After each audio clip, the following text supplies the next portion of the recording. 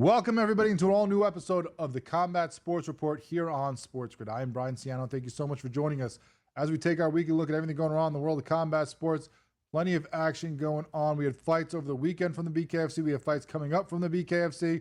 We're going to talk about some of the fights we had a couple weeks ago when we hook up with our man Chris Camozzi later on, the new cruiserweight champion after his win over Sawyer DP in Denver.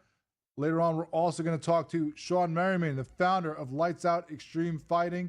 Talk to him about what's been going on with his MMA Fight League, about the different ways you can watch it, some of the other things you can find out on there as well, and some of the fighters to look out for who are going to be up-and-comers in the MMA scene. Of course, he's had some great fighters coming up through there and making their way into things like the UFC, the PFL, and other major MMA organizations. And then we'll close things out by recapping what we just saw this past weekend over in Newcastle, and looking forward to what we have coming later this year, because there are fights being announced every week, it seems like, from the BKFC. Is going to be a busy end to 2024 with them. We have about 4 fight cards that are announced. I think at least one more that we haven't gotten any fights about, but we should be hearing soon because we know that there will be fight cards there. So plenty of action to cover here on the Combat Sports Report.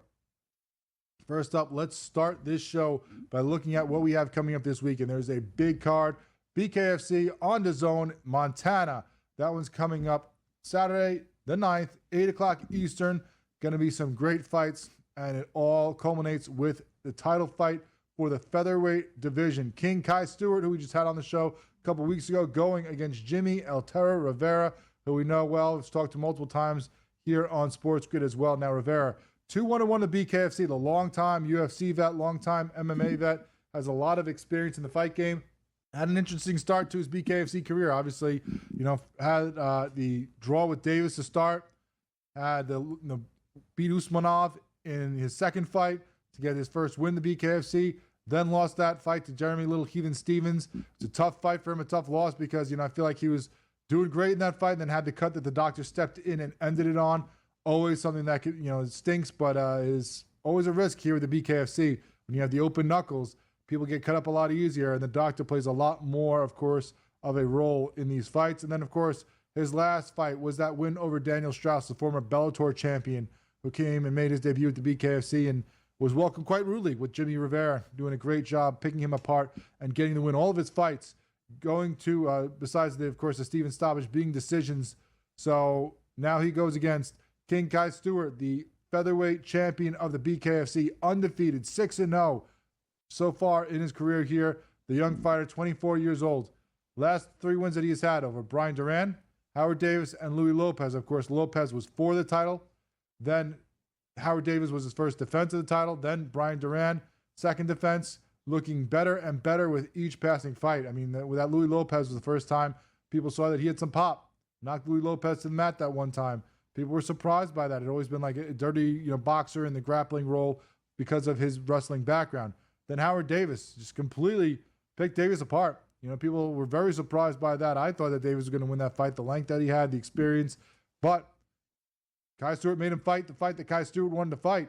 And that is how he got that decision victory. And then Brian Duran just dominated that whole fight.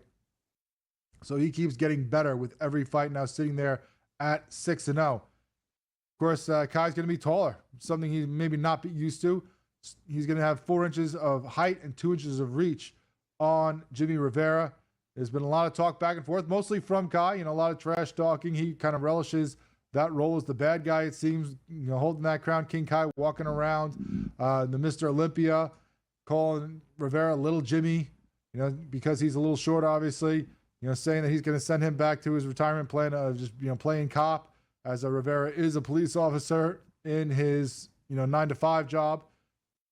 But I think there still is respect. You heard that from King Kai when we talked to him a couple weeks ago. He knows that this is going to be one of the toughest guys he ever faced. These other guys that he has beaten and shown how good he can be, they don't have the experience that Jimmy Rivera has. They haven't been, a title contender in the UFC. They haven't been around the game as long as Jimmy Rivera has, a guy who has not just fought, but taught, owns his own gym, has taught police officers combat sports in order to help them in their job, and then became a police officer himself. So, this guy has been around the block with just about everybody you can think of in this kind of weight class. So also has that wrestling background that, King Kai has been able to use to upset people, to frustrate them. So Jimmy Rivera is not going to be frustrated. He's not going to be the guy that, can get knocked off his game with what Kai Stewart likes to do, these people, especially with the talking. But it's going to be a very interesting fight to see. Does King Kai kind of overwhelm him and, make it a tighter fight and be able to push him around a little bit with that extra length? Or does Jimmy Rivera get in and out? 1, 2, 3 punch combos like he likes to do. He likes to get in there, quick shots, get away, not let his, the guy get his hands on him. All that is going to be key to this fight. I mean, it's hard to pick against a guy like Rivera with the experience he has, but until Kai Stewart loses, it's hard to say that this guy is going to be beaten. I think this is one that goes all 5. It goes to decision because that's the way both these guys have fought. And when you put it in the judge's hands, it's anybody's guess how it's going to go. I could see this being something that ends up in a split decision victory for one of these guys. I think I lean a little more towards Stewart with the youth and the way that he keeps getting better and better. But that speed of Jimmy Rivera is going to be hard for him to deal with, and he has no quit in him. Then, at middleweight, you have Julian Let Me Bang Lane, speaking of guys with no quit, going against Alfredo Angulo.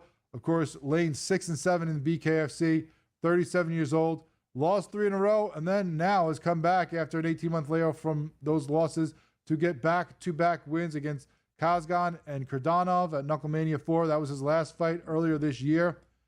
A guy who is never out of a fight. This guy will not stop. This guy will not get finished if he can help it. He'll go 5 rounds. We've seen him fight the best of the best in the BKFC. He's been a tough opponent for everyone despite that record. You're not going to get an easy fight with Julian Lane. Now, of course, he's going to be going against a guy in Angulo who has a lot of experience. Not in the BKFC, only one fight in the BKFC, and that was at Knucklemania 4 as well, but a long-time glove boxer, has a wealth of experience there fighting guys like Peter Quillen and Canelo Alvarez. So he has fought the best in that sport. Now he, comes in here and fights a tough dude in Let Me Bang Lane. This one's going to be interesting. I think it's going to go probably a distance fight here again. And I think in that situation, that could favor a guy in Angulo because Lane has been a tough guy, but, could have trouble with that gas tank against a speedster like Angulo.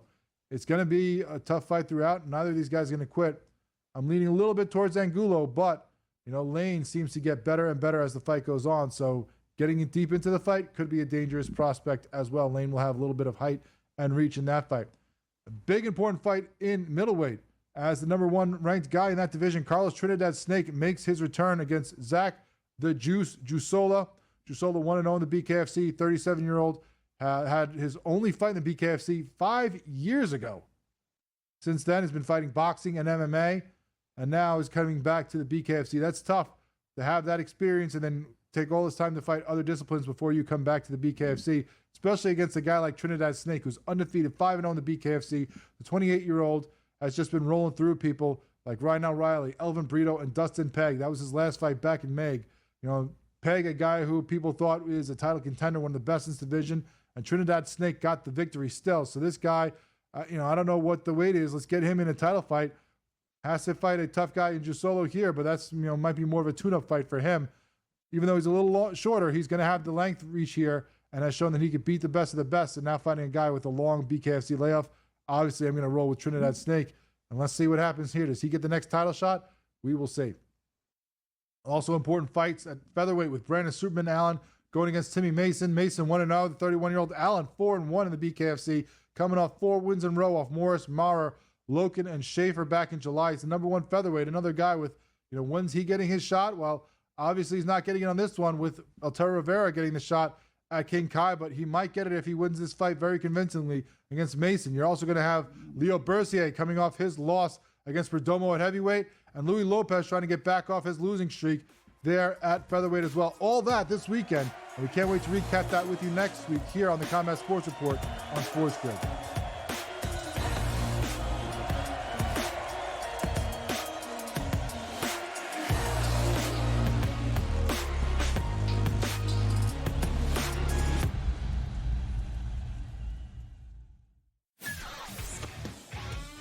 Together, both Devontae Adams and Garrett Wilson had huge nights. Aaron Rodgers loves the 2 big targets, and he says if this is going to happen, going to be very tough on the defense to decide who they want to go after. Adams and this kid, Wilson, I won't deny what they can do.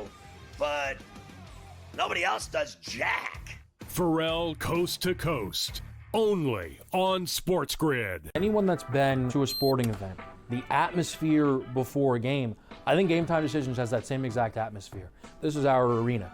This is what we do. There is going to be an energy to Game Time Decisions that you will feel night in and night out. The excitement you get when you lock your bets in, when you're figuring out what you want to do, we can zone in on the biggest games each night. I want this to be the place that people come to before the games start so they feel as ready as possible to lock in their cards. We are going to hit every single one of those markets that you need to know about. We're gonna go through every single thing, and I've got a great team behind me that's gonna help me get the job done. There is not gonna be a better place, I promise you, than Game Time Decisions to get that new information, react to it, and be able to then bet accordingly. We will have everything at our disposal, and we will use that to our advantage. I'm Kevin Walsh. Tune into Game Time Decisions from 6 to 8 p.m. Eastern on SportsGrid.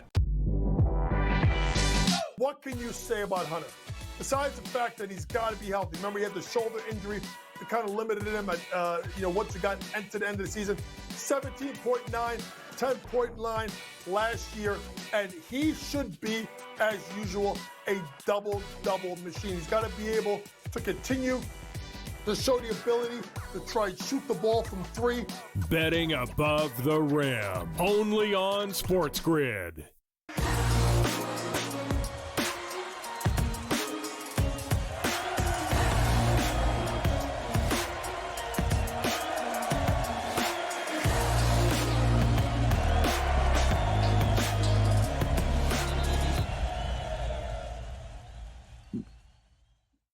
Welcome back into the Combat Sports Report. We're going to look back a little bit at a fight we just had a couple weeks ago out in Denver, Colorado, BKFC 67. Some great action we had throughout that card, but of course the top of that fight card was for that cruiserweight title, that vacant cruiserweight title. And Chris Camozzi comes back, hometown in Denver, gets the victory, is now the champion. We bring him on now. Chris, thanks so much for joining us. Appreciate your time. Congratulations on being the champ. Long time coming for you. A lot of work that you put in to get this belt, and you finally have this belt, and can now look to defend it and show a great example as the BKFC Cruiserweight champion. Hey, thank you. Yeah, it feels good. 20 years in the making. I've been at this, fighting in general a really long time. So it's awesome to be able to add world champion to the list. Yeah, it was, tough road to get here, ups and downs all over, different disciplines that you've tried, different organizations. You've pretty much, tried everything and everywhere that you could in the fighting world. Like you said, a long time coming. Before this fight, obviously you fought for the title against the Juggernaut, not the fight that I don't think either of you wanted to put on. How did you recover from that one? What was the mental, probably the mental thing you had to go through to deal with that and kind of get yourself back to the fighter that you want to be? Because it was a much different fight than we saw from throughout your BKFC career, the fights that you had before that, more of what we saw this one. So what was it like, after that fight, kind of getting yourself back centered to where you need to be to eventually get this opportunity again and make the most of it? Yeah, first off, I was out, kind of sidelined for a year, not by my choice, but, it just took a while to get another matchup. So sitting on that for a year is definitely frustrating and annoying. And then, outside of that, just telling myself going into this one that it's win or retire. And it's going to be like that for all of them now. So it's a different mentality, leave everything in there, go for broke. Well, obviously you got yourself back together. You got back to where you have shown us you are before, the awesome fighter that you are. What was the issue with getting a fight together? Was it just that they couldn't find something for you? Were there injuries you had to recover from? What was the long layoff for? Because a guy like you has been there a long time. I'm sure that's the last thing you want to do is sit around, maybe get a little rusty and, be thinking about other things than fighting. Yeah, no, it wasn't by my choice. I was healthy. I think it was just a matter of, maybe budgeting, scheduling. I think that BKFC books out pretty far now. Just nothing ever came together. I was knocking on Feldman's door and contacting him constantly, probably annoying him. He probably got sick of me, but, at the end we got a fight and got the title. So I don't really know, but I don't want another year layoff. I know that. We certainly don't want that either. Obviously, they've always put you on these Denver cards, and you're a great headliner for that. You bring in the fans, got a great crowd. I mean, the cheering section that you brought with your girlfriend and her friends, how could you possibly lose the title when you got those lovely women there in your corner? But obviously, we'd love to see you elsewhere for the BKFC as well, traveling, get back on that horse and defend that title instead of just waiting for another Denver card to come around. How did this one happen, though? Like you said, there was a long layoff. Obviously, the issues with this title, with the Juggernaut after his suspension with the Mick Terrill fight. How did this fight come together for you with Sawyer DP? Was it something that just came out of nowhere? Was it something they've been talking with you since the suspension of Lorenzo came out? How did this happen behind the scenes? Your guess is as good as mine. Honestly, I'm not too cued in on what goes in behind the scenes, but they ended up just contacting me. I had an idea that it would be Sawyer because he just came off a first round knockout himself. I think it was first round. He fought my teammate. And, from there, I think he was ranked number 1 actually in the division, and I might have been 2 or 3. So I figured it was going to be him or there's a couple other guys in the rankings, but they were all lined up to fight. So I was assuming it was going to be Sawyer anyway. Well, you got what you expected, and you did probably what you expected to do too. And we've seen that throughout your BKFC career before the Lorenzo fight was obviously these quick finishes, these quick knockouts, showing that power. We see it right there, that right hand that, was so good. It spun him completely around, flat down on his face. Don't even need the 10 count. Coming into that fight, what did you expect? Did you expect to be more of a slugfest and, a war that you would have to go into, maybe the 3rd or 4th round with him before you could finish him because of success in the BKFC? Were you confident in your power like you have always been and thought it could be a quick finish? What were you looking for walking into that squared circle? I was confident, and also, like I said, changing that mentality of win or retire. I still love doing this, so I don't want to retire. But I told myself if I wasn't going to be champion, what's the point of doing it? So with that one being a title fight and the fight with Lorenzo, I was like, man, I don't see him giving me a 3rd shot if anything goes south on this one. So yeah, I like putting all that pressure on myself to get it done or be done. And luckily for me, it worked out. All the preparation was great. The fight actually went exactly like we planned, even down to the finishing combination. So I think we did our homework right. And I knew it would be a tough fight, but I had a feeling I'd put him away. And you certainly did that right, gets the finish pretty quickly into it. Did you know once that landed and you saw the way he went down that it was over? Was there any thought in your mind that he was going to get back up from that? Or did you know, once he did the spinorama flat on the face, that there was no chance that this guy was going to recover? Yeah, I mean, as soon as it landed, I was 99% sure he wasn't getting up. As you see me walking off there, once I turned around and saw he was still face down, I was like, yeah, there's no way he's getting up. I felt I hit all of my knuckles flush. It didn't hurt my hand at all, where sometimes bare knuckle stuff makes your hands swell and everything. So I knew that the punch landed perfectly and kind of went straight through everything. And obviously, we talked about, your girlfriend and those, her friends being there cheering for you. Obviously, much of the arena was. But, an interesting corner person you had as well. If you're going to talk about championships, you're going to talk about one-punch power. No better to be there and talking you through it than a guy like Chuck Liddell. How did that come to fruition? How did that happen? How did you guys hook up and him end up being in your corner for this fight? So Chuck was one of the coaches when I was on The Ultimate Fighter back in 2010. So that was when I first met him. And then I've run into him over the years, kept in contact, messaging back and forth. And his company, King of Violence, was sponsoring me. So his clothing line was sponsoring me for the fight. And then he asked about cornering. So who's going to say no to Chuck Liddell being in your corner? Especially when it's, fight, fist fight versus fist fight, power versus power. You're going to want a guy who threw those big hands, of course, in Chuck Liddell. That was, a great addition, I'm sure, to your team. And it was a great performance by you. An awesome fight for you.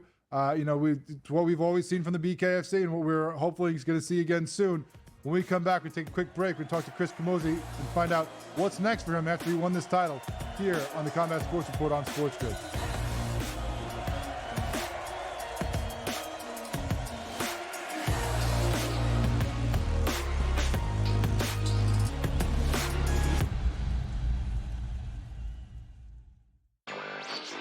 The Seahawks, I expected a bounce back after that poor performance against Buffalo the week before. They took the Rams right down to the wire. The Cardinals are the top spot at the moment. That's not going to hold. Kyler Murray and the Cardinals are not going to win this division, but they are 5-4. After that, you've got the Rams, the Niners, each 4-4. The Niners God willing, man. I mean, if Christian McCaffrey ever does come back. Newswire, only on SportsGrid. Are they definitely done with Daniel Jones from this point? And any shot that Dable is off the sidelines, meaning he gets fired before next season? They have a general manager in Joe Shane. Every big move has to get approval by ownership. So look, the bottom line is they don't know who their future quarterback is past this season. Tommy DeVito's clearly not the answer. They don't have it. Drew Lock's not the answer. Pro Football Today, only on SportsGrid. A lot of concern, I would say, for Georgia in Carson Beck. 3 interceptions. Once again, his third 3-interception game in the last 5 for UGA. You can argue if they had Alex Orji as their starting quarterback for Georgia, they would be perfect and unbeaten right now just by not turning the football over and running it with your talented backfield. The Early Line, only on SportsGrid.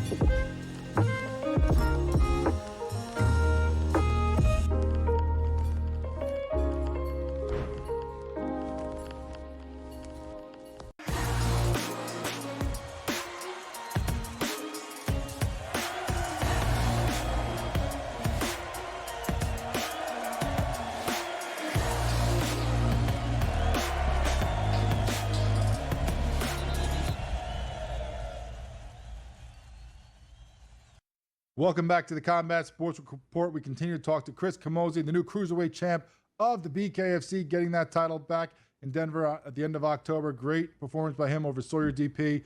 Now, when we were talking to you before, Chris, you were talking about they figured it was going to be Sawyer because, when you look at the rankings, the other guys that were in that top 5, a lot of them had been matched up. They had fights that they were going to probably make them unavailable for this title shot. Now, as you sit there as the champion, is there anybody that you think should get that first shot? Is it just whoever they put in front of you? Is there any, bad blood between anybody that's been talking smack that you want to, show them why you are the champ? What is the outlook now for you with that title? Man, I would say the outlook is kind of nice because now that I have the title, it's up to them to come to me, which is a good feeling. I haven't really thought much past like who's next. I'm just leaving it open. I want to see what BKFC has to say. There's a possibility it could be a weight change. I know Feldman mentioned that. There's plenty of contenders, so I just want to stay busy. Through my entire career, I've never turned down a fight, so I'm open to any of them. Obviously, I want the one that pays the most, so I'm excited to see what's coming up, but right now I have no idea. A weight change down in weight? Or, I wouldn't figure up in weight to heavyweight, go down in weight to light heavy and fight a guy like Jared Ward, or some of those guys? What's the talk there with the weight change? I couldn't go down anymore. It would have to be up unless they wanted to come up. For me, I had my UFC career at 185 and my body just can't cut the weight anymore. Too old, over the years, like it got harder and harder and harder for me to cut, below 200-ish. I could get there. The money would have to be a lot, but hitting 185 isn't possible for me anymore. So heavyweight, that'd be interesting. A lot of names up there that could be very interesting, of course. And I hear you on you start getting older, that weight doesn't come off as easy. I'm living that life for sure right now. So I'm sure that'll be a lot harder to drop that weight. And we look forward to seeing what's next for you, whether it is defending this title or maybe taking a shot at some of the big boys up at heavyweight. That could be interesting and present some great matchups as well. But for now, I'm sure it's just enjoying life and, enjoying that title. But you're doing plenty of that beforehand. I saw some of the great trips you've been on, some backpacking out in Wyoming, doing different things like that you have. What's some of the things that you keep looking forward to now as you probably get some time off, but hopefully not too much? Yeah, traveling is one of my favorite things to do. I know you mentioned earlier that I'm usually on the Denver cards, and maybe we'll see me on some other ones. And that's definitely on my list. If I can travel and fight so I get paid and also get to see the world, then that's the best of both worlds for me. I've heard BKFC is looking at going to Italy, in Rome, which would be amazing. You know, my grandparents were, they immigrated from there, so it would be, you know, a really cool experience to go there and fight. But yeah, right now for Thanksgiving, I'm going to take a trip, my girlfriend and I, and just do our own thing for Thanksgiving. So right now we're deciding today actually where we're going to go. Somewhere tropical and warm though, because Colorado's starting to get cold. Sounds like a good plan. I mean, if they're fighting in Italy, they can arrange those dates just right. I mean, I know you got that trip coming up to Greece next year. That could be perfect. Just a little, you know, jolt around the Mediterranean, maybe cruise from one to the other. That'd be perfect. Yeah, absolutely. Maybe just bounce all over Europe, you know? And now, of course, as you said, the holidays are coming up, plenty of things going on. I'm sure, you know, pretty busy at work as well. I saw you, since we talked to you last night, you got into commercial real estate around Denver. How's that been for you? And, you know, what's the difference? We've seen a lot of, you know, people with different careers. I know, you know, Esteban Rodriguez is selling big $1 million homes in Miami. What's the difference for you with the commercial real estate versus maybe what some other guys and women are doing with their real estate careers in the BKFC? Yeah, I don't know of any other ones, you know, but I haven't looked too much doing commercial real estate. So residential and commercial are two completely different things. But I like dealing with business owners and, yeah, selling big buildings. You know, the payoff is bigger. And, you know, for me, when I was thinking about doing real estate, I was like, I don't want to look at, you know, bathrooms and crown moldings with couples all weekend. For us, everything's a math equation. You know, it's just got to make sense. And these are assets that people can own for life and pass down. Yeah, I'm sure you're not going to go bake the cookies to make the you know, the big real estate, the big commercial areas smell nice when people are walking, and probably a lot less work on stage and that kind of stuff, and a lot easier for you to do with your training schedule and all the fun things you're doing in your life. Chris Camozzi, congratulations on the great win over Sawyer DP and the title that you now hold. It's been a long time coming. Been watching you for a long time, and you know, happy for you to finally get that belt wrapped around that waist. Awesome. Thank you so much. I always appreciate you having me on. That is the new cruiserweight king of the BKFC, Chris Camozzi. Great job by him against Sawyer DP. Looking forward to seeing who is next up to get that shot at that title.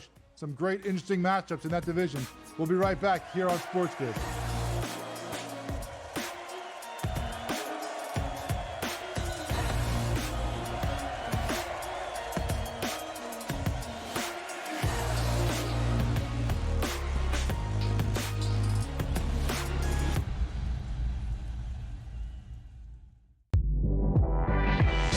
What can you say about Hunter? Besides the fact that he's got to be healthy. Remember, he had the shoulder injury that kind of limited him at, you know, once he got to the end of the season. 17.9, 10.9 last year, and he should be, as usual, a double-double machine. He's got to be able to continue to show the ability to try and shoot the ball from three. Betting above the rim, only on SportsGrid. Anyone that's been to a sporting event, the atmosphere before a game, I think Game Time Decisions has that same exact atmosphere. This is our arena. This is what we do. There is going to be an energy to Game Time Decisions that you will feel night in and night out. The excitement you get when you lock your bets in, when you're figuring out what you want to do, we can zone in on the biggest games each night. I want this to be the place that people come to before the games start so they feel as ready as possible to lock in their cards. We are going to hit every single one of those markets that you need to know about. We're going to go through every single thing, and I've got a great team behind me that's going to help me get the job done. There is not going to be a better place, I promise you, than Game Time Decisions to get that new information, react to it, and be able to then bet accordingly. We will have everything at our disposal, and we will use that to our advantage. I'm Kevin Walsh. Tune into Game Time Decisions from 6 to 8 p.m. Eastern on SportsGrid. Together, both Davante Adams and Garrett Wilson had huge nights. Aaron Rodgers loves the two big targets, and he says if this is going to happen, going to be very tough on the defense to decide who they want to go after. Adams and this kid, Wilson, I won't deny what they can do, but nobody else does jack. Pharrell Coast to Coast, only on SportsGrid.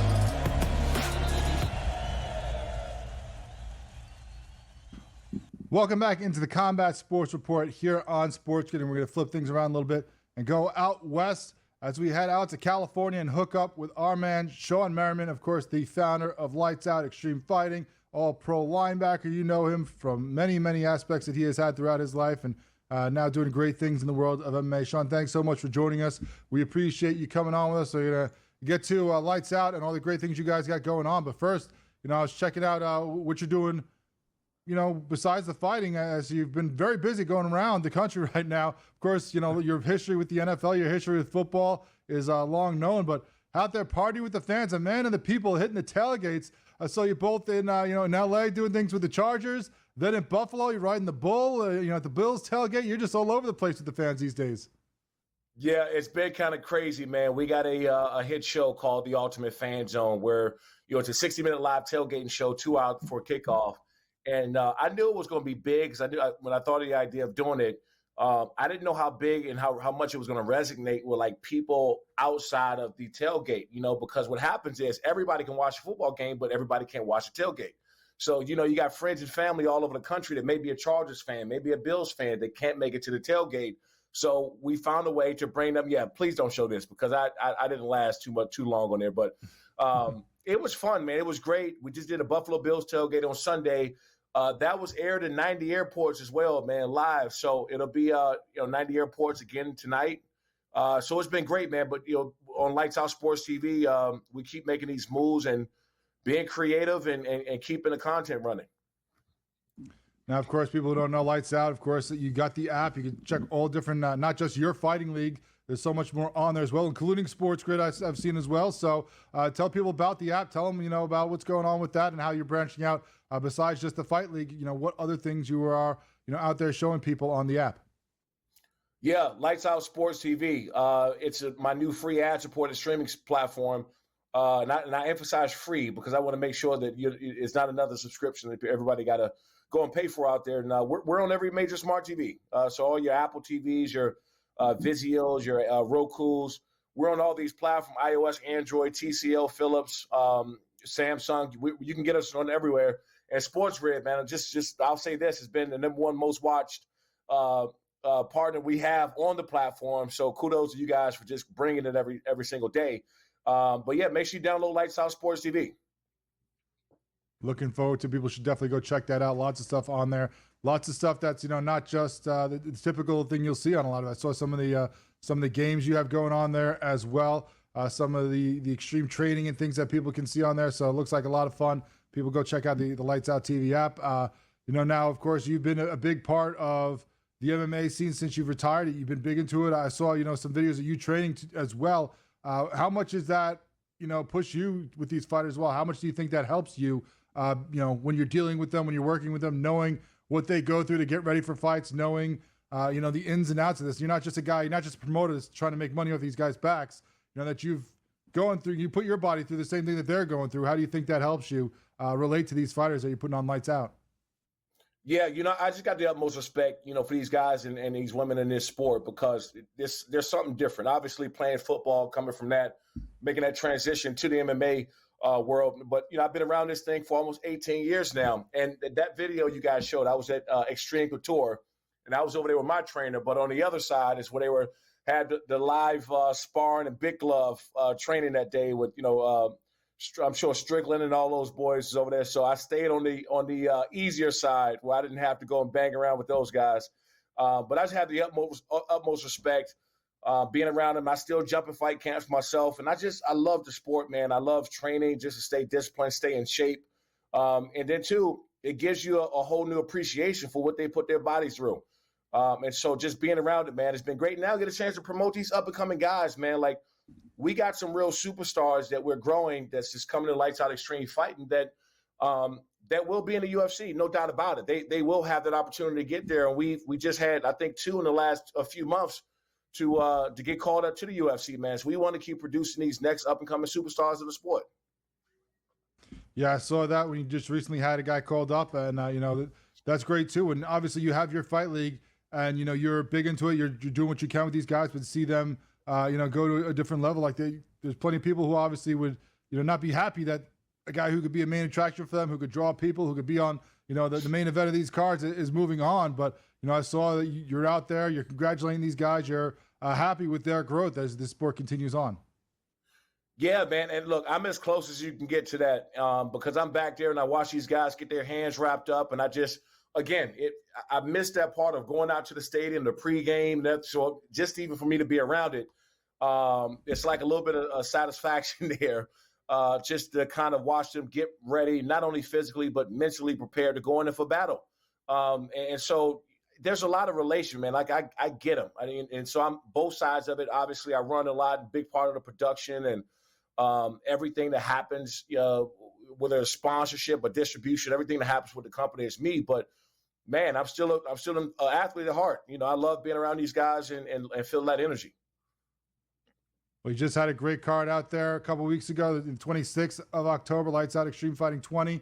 This is probably a fight fan's dream for that one. People want to go, they want to see finishes. Of course, you're going to have some great fights that go to decisions, some great back and forth battles, not to take anything away. But, when you see the results there, 5 out of 6 fights ending before you even get out of the third round. You had, a bunch of knockouts, one quick knockout less than a minute into the fight. Tell us about the card. Tell us what were some of the things that you saw that really impressed you with some of the performances your guys put on a couple weeks ago. Yeah, man. I'm always, impressed with Ethan Ewan and Brandon Carrillo. They both came out. Both of these guys came out swinging. They probably could have been a fight of the night. We had some very technical battles as well, and then that fight it was great, man. Both of those guys got after. I got a tremendous amount of respect for both of them. And then Chris Alvidrez, man, who's actually on this card with Lights Out Extreme Fighting 21. This guy's up next. He's a bona fide superstar. We got him under a multi-fight deal right now, but I think he got one more fight with us, and I think he's gone. Obviously, I'll try to retain him and see what we can do to keep him there. But being around a superstar and a guy who has that ability to go not only just because he can fight, but also too. I mean, it was a big knockout right there, and I don't think anybody's gotten out of the first round with this kid so far yet in the 2 fights he's had with us. He has a big one coming up again, December 7th. And, it'll be the last fight under contract. And obviously I'll make an attempt to try to keep him, man. But again, my goal is to, get these guys set up, make sure, everybody out there know that they're next and up and coming. And then if they got the opportunity to go to UFC, man, I'll tell them go. I'll text Dana or anybody over there and say, hey, man, we got one. We got one coming. So it's been great giving these guys the opportunity and watch them grow. And now, as you mentioned, you have this card coming up in December 7th. Another great card out there. A lot of names that people have seen before. You got Alvarado Diaz, you got Jimenez Lewis, Troop versus Vital, Miller Cornette, and those are just the fights that we're seeing right now on announced by you guys. What are you looking most forward to when you see this card coming up next month? With the main event, man, Blake Troop, the guy you just mentioned, he's actually our commentator. He's our lead commentator. And this is how crazy he is. He wanted to commentate 80% of the night and just get off the table and then go back there and fight and get back in the booth. I said, dude, you're the last fight of the night, so there's no booth after that. But that's how he's wired. And this will be his last fight with us, maybe 1 or 2 fights. He might retire after this one. Everybody's coming out to see Troop. He's a fan favorite, especially in SoCal. Chris Alvidrez, we just talked about, he's next up. I think he's gone after this fight, have a real shot at the UFC. You just mentioned Jimenez and Kenan Lewis. This a bantamweight matchup, man. And Kenan's been on a 5-fight win streak. And so when we talk about these guys having the opportunity to go on, they are battle tested with us. There's no there's no mismatches ever. If you look at our card, they're always evenly matched down the middle. And so there's no even match. Now I want to bring up this other kid too. We just got is Jake Babian. When I tell you, he has a personality out of this world, and he's so electrifying and just everything and he can fight. Some of these guys, got great personalities, but they can't fight. Jake Babian's up next. Awesome. I love the stories as well as the fight. Shawne Merriman, Lights Out Extreme Fighting. Thank you so much for joining us here on the Combat Sports Report on SportsGrid. Are they definitely done with Daniel Jones from this point? And any shot that Dable is off the sidelines, meaning he gets fired before next season? They have a general manager in Joe Shane. Every big move has to get approval by ownership. So, look, the bottom line is they don't know who their future quarterback is past this season. Tommy DeVito's clearly not the answer. They don't have it. Drew Lock's not the answer. Pro Football Today, only on SportsGrid. The Seahawks, I expected a bounce back after that poor performance against Buffalo the week before. They took the Rams right down to the wire. The Cardinals are the top spot at the that's not going to hold. Kyler Murray and the Cardinals are not going to win this division, but they are 5-4. After that, you've got the Rams, the Niners, each 4-4. The Niners, God willing, man. I mean, if Christian McCaffrey ever does come back. Newswire, only on SportsGrid. Tatum has fixed that hitch. He now shoots it at the top of his jump. His release is really pure. And right now he's shooting it at 49% from three.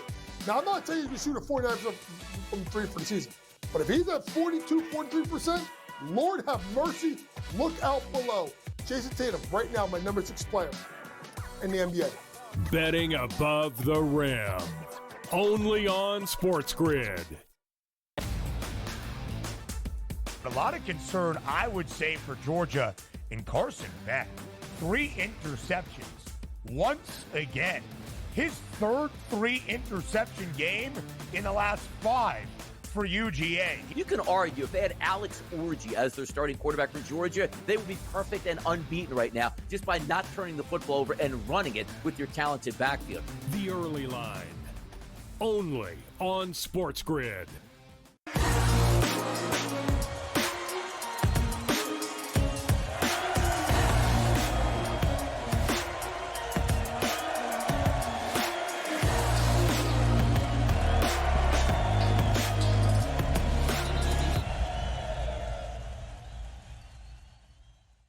Welcome back to the Combat Sports Report here on SportsGrid. Thanks so much to Shawne Merriman for joining us there, talking lights out, extreme fighting, telling us what we just saw a couple weeks ago out there in Cali, and previewing the card that he has coming up next month, beginning of December, also out in California where all the lights out extreme fighting is, and let us know other ways to watch SportsGrid. We're always expanding how you can watch this channel. One of those, of course, is his Lights Out Sports TV. You know, go check out the app. Plenty of stuff on there, including Lights Out Extreme Fighting, SportsGrid. I mean, what else do you really need? But if there is more need for you to find something else to watch as well to fill your time, well, there is plenty on there. So make sure you check it out. Now, speaking of things to check out, if you haven't watched the fights that we just saw for the BKFC this past weekend in Newcastle, you missed out. You have to go back on the BKFC app and check out these fights. There was some awesome action, and that, of course, was punctuated with a great finish between European heavyweight title contenders Agni Faulkner and Oskar. David Oskar, the Polish fighter, had to be 4-1 coming in there. He ends up losing this fight as Faulkner stays undefeated, the English fighter getting the victory in front of his home country fans. Oskar was number 1 in that division, but honestly, I was a little surprised. You know, coming in there, 218 weighing in for this fight. You can't be that light when you're going to fight these bangers at heavyweight, 240, 250, 260. You can't come in with that lower weight that he is. I think that maybe he needs to transition to a lower weight class despite the record that he had. And it showed that he can't bang with these big boys. Now, you know, he had his shot. He proved something early on. First, you had Faulkner get the early knockdown of Oskar. You think, all right, maybe this could be a tough fight for him, but he jumps right back up. And as Faulkner comes forward, gets the knockdown of Faulkner. And honestly, of the first knockdowns, that was the one that looked more powerful. That was the one that looked more dangerous. Faulkner kind of was on his knees for a little while. You're thinking, oh, man, maybe this guy's in trouble. But he comes right back. And, later on, as Oskar stumbles him, you see him stumbling back through the ring, almost falling down, but somehow gains his balance right before the ropes. Oskar charges forward, smells blood, looks for the finish, then boom, gets dropped himself, runs right into one. Bad job by him not being cautious enough. That would only lead to more and more knockdowns for Faulkner as he continues. He gets 4 in that first round, 5 if you count down the one that he, dropping Oskar right after the bell had rung. That ends up getting a point taken away from him. It didn't matter. He was up 4-1 in the knockdowns there, and then gets the finish 5 seconds into the second round with another knockdown, another straight punch, drops his opponent. The ref decides that's enough, doesn't even give him the 8 count, calls the fight right there. Some just brutal knockdowns. Honestly, I thought you could have called in the first round because there was one knockdown that Faulkner put on Oskar that he was kind of stumbling around the ring, bouncing off the ropes, then goes down, bounces right back up. But even after the standing 8 count, you could tell his equilibrium, his balance just wasn't there. Honestly, I think if the ref kind of did the whole, go left, go right, come forward, you would have called the fight right there because his legs were not underneath him right. Gets dropped again before the end of the round, then gets, of course, the knockdown after the bell. So he was just compounding these knockdowns, and it just was not able to come back from those. Probably could have been stopped before they even got out of the first round with Faulkner just putting it on him. And now he is the European heavyweight champion. That was fight of the night between those two guys, as you see there. A great, somewhat back and forth battle. You had Faulkner get dropped once. You had him almost get dropped a second time, but in the end, he proves to be the tougher opponent here, have the bigger chin, have the bigger punches, and now is the European heavyweight champion. You also had the UK light heavyweight title on the line between Conor the Crook Cook from Ireland and, of course, Matty the Hammer Hodgson from England. Hodgson now gets his first loss for the BKFC. Conor Cook goes to 4-1. Cook actually missed weight, though, so he does not end up with the belt in that fight. This was one where he could have gotten the title, didn't make the weight, so now nobody has this vacated belt. This, of course, was the belt that was held previously there in the BKFC, and it was dropped when its belt holder dropped weight classes, went down to middleweight. It was vacant, was sitting there for the taking, but Conor Cook does not get it because of not making his weight. That weight was, of course, held there by Danny Christie previously before going down to middleweight. Conor Cook has a great victory for him, though. Unanimous decision, 50-45 by all 3 judges' counts, just picking apart Hodgson throughout the fight. He just had that length and kept his chin back. Good head movement, using a lot of that 1-2, used a little bit of the up jab throughout that fight, and Hodgson just could not seem to get his hands on his opponent. A lot of low head ducking by Cook to avoid the big shots. Just death by a million cuts there as he gets the unanimous decision victory, 50-45, but does not get the UK light heavyweight title because of that weight miss. Also, another fight that maybe you want to go check out. Won't take you that long. Didn't get out of the first round, and that was Ben the Bomber Bonner going against Lewis the Machine Keane. Both these guys coming in there with some good records. Bonner actually was 500 before that fight. Keane undefeated, not undefeated anymore, as you see there. A back and forth fight. Guys, a lot of feeling out through this one. Not too many huge punches. There were some good punches landed. Actually, by Keane, it looked like Bonner had some damage to the face there, but throws that big right before the end of the round. 16 seconds left in that first round. Just one punch, boom, knocks out his opponent, flat on his back, no count needed. Fight is over, and Ben the Bomber Bonner continues to make a name for himself, as you saw the celebration there with Conor McGregor, who was ringside, chugging the Forged Irish Stout with him. Great performance by him to show up and show out, and now we'll see what is next for him in that lightweight division. You also had wins by Carl Thompson, 3rd round TKO for him. Anthony Holmes, we know him well for the BKFC Europe, making another big shot there. 2nd round KO victory for him. You had Bart Kroll getting the victory by unanimous decision. Gary Fox, a 2nd round TKO. Bradley Taylor, a unanimous decision, 50-40 on 2 of the judges' scorecards, 50-42 on another. So plenty of knockdowns in that fight to make that a dominating performance by him. A tight fight, unanimous decision win by Luke Beamish, 48-47 on 2 of the cards, 49-46 on 1. So very tight fight there as well. Matty Hill with its 2nd round KO, and Danny Moore with another TKO round 2. So lots of finishes on that Newcastle card. The fans were all into it. You could hear them roar and get louder as the fights went on. And of course, as we said, culminating with that great heavyweight fight between Faulkner and Oscar. Make sure you go check it out on the BKFC app if you haven't already. Awesome fights, and we have more of them coming for you over the next couple months. We'll talk about that next when we come back, when we wrap up this show. We'll preview some of the fights we have throughout November and December coming down for the BKFC.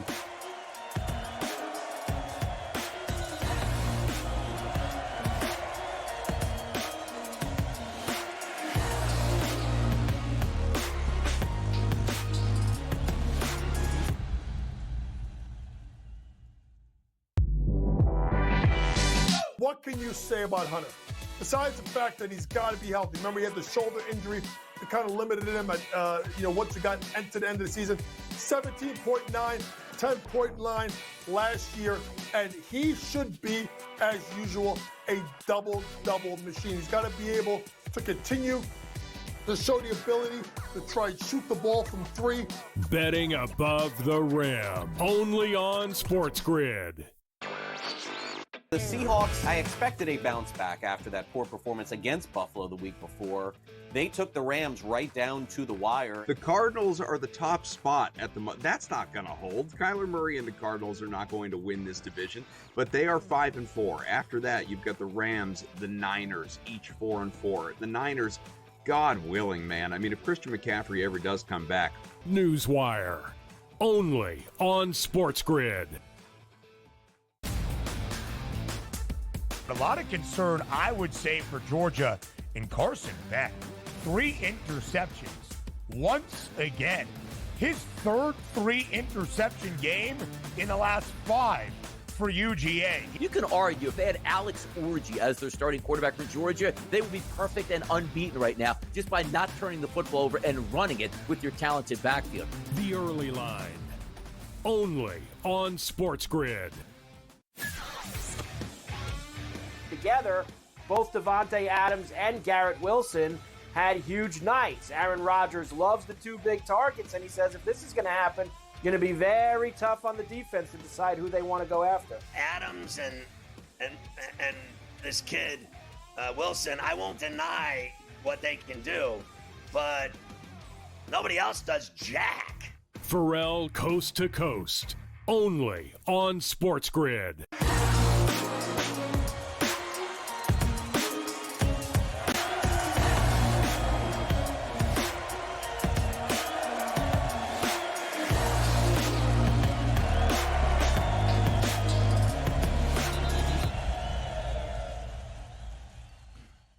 Welcome back into the Combat Sports Report here on SportsGrid as we wrap up another episode. Thank you so much to our guests for joining us today and giving us their perspective on everything going on in the world of the combat sports. So much going on.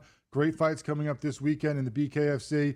We just had some great fights from over in the pond, and we've had a bunch more that have been announced recently. We've had a little trouble getting it in when the shows have been so full packed. So let's try to hit some of them right now. I'll let you know what's coming down because a lot of these fights are going to be coming quicker than you could even think about. Before you know, they will be here. One of those is going to be in a couple weeks, November 23rd, BKFC Fight Night in Los Angeles, going to be headlined by Ruben War. Of course, getting another headlining fight. Last time we saw him, Robbie Problems Peralta was across from him, and he finished him real quick. Going to go against Konikov in this one. Going to be very interesting. Konikov coming off 2 losses. He's going to be a hungry fighter right now after losing to James Brown and Freddie Masabo. This is going to be a great fight in LA. The third time they've been there. We've seen him go a couple times now, of course, Knucklemania. And then the other card that Ruben War was on, the guy who, was from that area originally, now, of course, lives down a little more south. But, going back home where he grew up, where he had family, where he, has a lot of history there, and headlining this card is going to be awesome to see that November 23rd on Saturday, 9 o'clock Eastern. I got a bunch of other fighters on that card as well. I'm sure a lot of these are some fighters that maybe need some redemption. It's like the Thomas Muhammad fight that you see. You have, of course, some other fighters from the area as well, like Familiari, who we've talked to before. So plenty of great fights that are going to be coming out in LA on that BKFC Fight Night later on this month. Now, there are some other cards that have been announced that we will get some stuff from, and I'm sure there's even more to be announced because, we still haven't heard anything about that Philadelphia card. They just had those tryouts down there, but that's supposed to be December 14th. So we'll see what we see coming out of that one. That one hasn't had announced fights yet, but one that's going to be coming in before that is December 6th down in Hot Town, Atlanta, where we will see the return of Keith Rockstar Richardson in that fight. He is going to be going against Michael Larimore. Larimore, of course, 2-0 in the BKFC so far after his win over Justin Watson. Now, of course, last time we saw Rockstar Richardson, he lost his title to Alberto Blas down in Miami. It's a brutal fight, one where, he got some good shots, put on him to the point that he was fighting the referee at the end, not really sure where he was. So, hopefully, it's been some time off for Rockstar Richardson. We know we've seen him in there training. I saw plenty of footage of him training Tony Soto for that fight over in Spain that he had. So hopefully all is well with the Rockstar, and he comes back and shows us that he is still at that high level that we saw before that first loss of his BKFC career against Blas.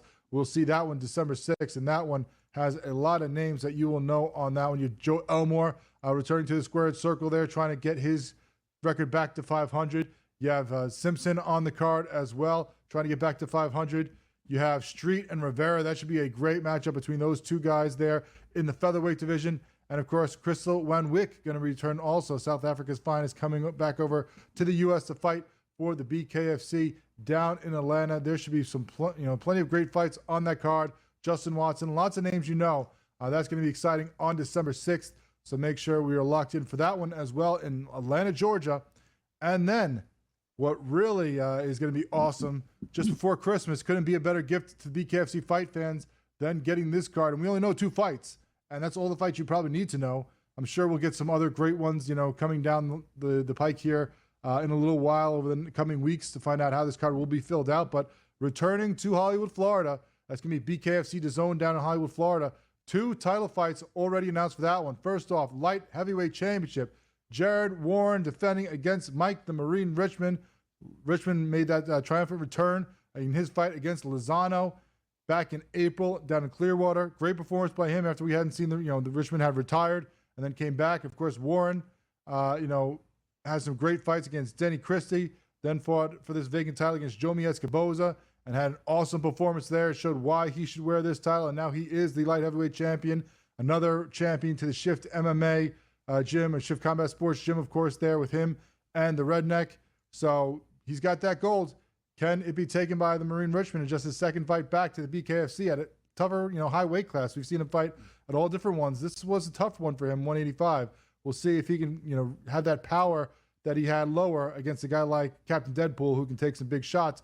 And then also women's flyweight championship bout, the Misfit Faria going against Christine Vichenz. Vichenz, of course, is one that we said after her great win over Melanie Shaw. Could she jump into the title picture? Could she have gotten that title shot over Jadna Song Wong? Now, Wong got her shot, did not pay out. Christine Vichenz now gets her shot as Faria tries to get back in there quickly after having to wait for a long time before that, that fight against, Mason Wong that she was not happy about. It was not a great fight, not the fight she wanted to put on, so she gets right back in there before the end of the year against Vichenz. Thanks so much for joining us on the Combat Sports Report. Can't wait to talk to you next week about these great fights we have out of Billings, Montana, and see what else is going on in the world of combat sports.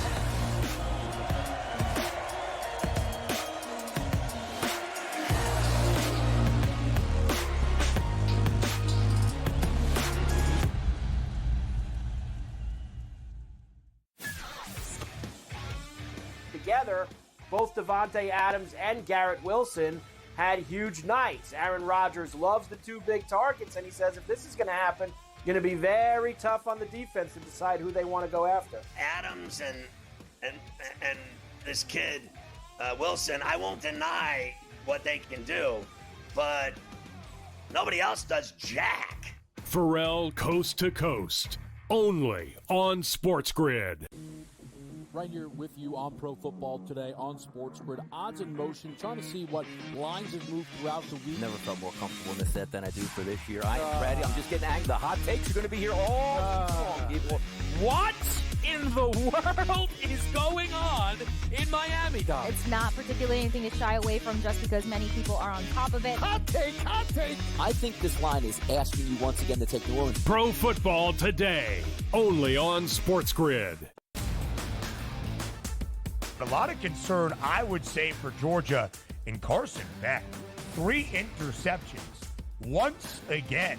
His third 3-interception game in the last 5 for UGA. You can argue if they had Alex Orji as their starting quarterback for Georgia, they would be perfect and unbeaten right now just by not turning the football over and running it with your talented backfield. The early line, only on SportsGrid. What can you say about Hunter? Besides the fact that he's got to be healthy. Remember, he had the shoulder injury that kind of limited him at, once he got to the end of the season. 17.9, 10.9 last year, and he should be, as usual, a double-double machine. He's got to be able to continue to show the ability to try and shoot the ball from 3. Betting above the rim, only on SportsGrid.